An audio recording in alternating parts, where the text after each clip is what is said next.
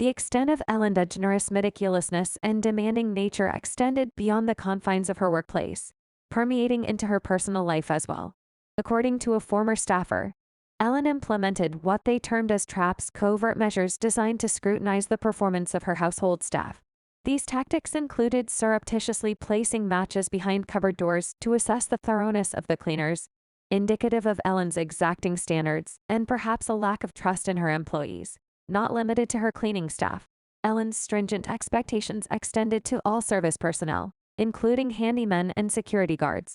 However, the atmosphere at Ellen's residence was far from accommodating.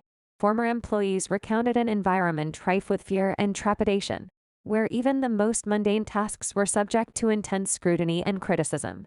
Ellen's alleged habit of nitpicking and condescendingly addressing workers instilled a sense of dread among them, with one former employee describing her attitude as one of calculated cruelty.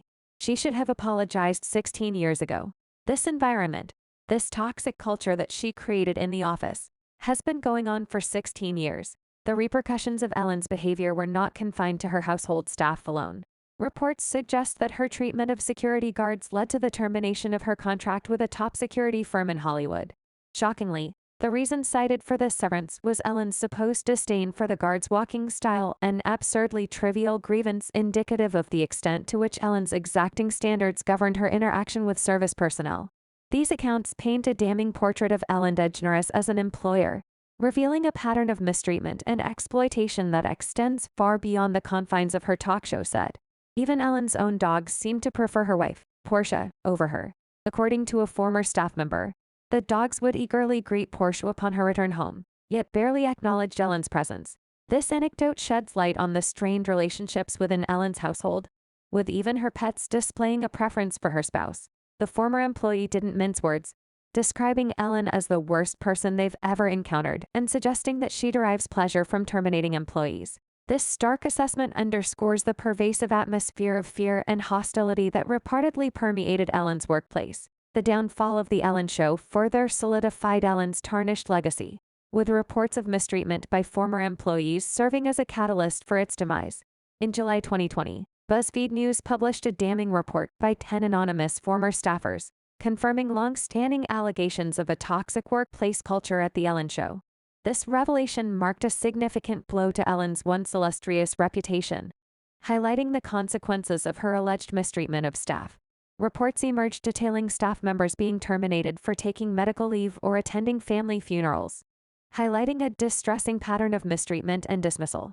Shockingly, one former employee asserted that Ellen not only turned a blind eye to these injustices, but actively encouraged them, fostering an environment marred by mistreatment and racism. Tony Okingboa, former DJ and actor on The Ellen Show, echoed these sentiments, acknowledging the toxicity of the workplace environment. However, what's truly astonishing is the deafening silence from Ellen's celebrity peers in the face of these allegations.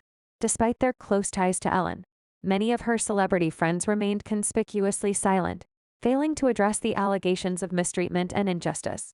Interestingly, both Ellen and Diddy have built public personas around themes of kindness and love. Ellen often espouses the mantra of be kind to everyone, while Diddy has embraced a narrative of love and positivity in recent years. Yet the stark disparity between their public personas and the allegations of mistreatment within their respective spheres of influence raises questions about the authenticity of their messaging. It's a striking reminder of the incongruence between public image and private conduct, prompting reflection on the true nature of kindness and love in the entertainment industry.